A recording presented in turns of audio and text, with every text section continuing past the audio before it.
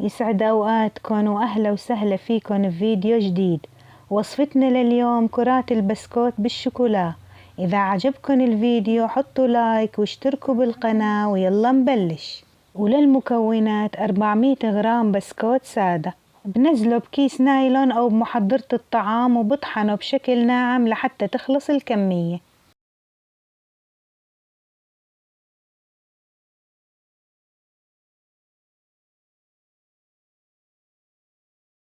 نزلت على البسكوت 100 غرام شوكولا سائلة أي نوع بتحبوه، بعجنه مع البسكوت.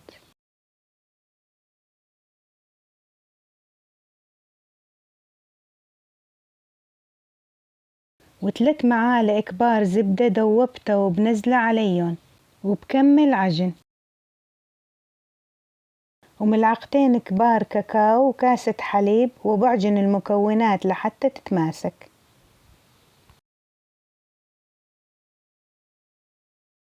وهيك صارت العجينة جاهزة، بحطها بالفريزر ساعة لترتاح، وبعدها ببلش شكلها لكرات لحتى تخلص الكمية.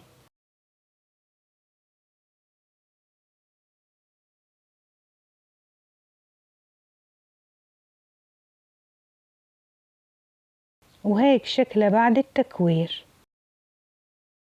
وللشوكولا عندي 200 غرام شوكولا خام بدوبها بحمام مائي، وببلش نزل الكرات وبغلفها بالشوكولا وبحطها على كيس نايلون أو ورق زبدة اللي متوفر عندكن.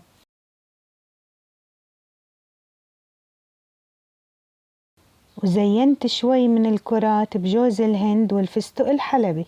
وهذا الحلا من أسهل وأسرع الوصفات وكتير طيب.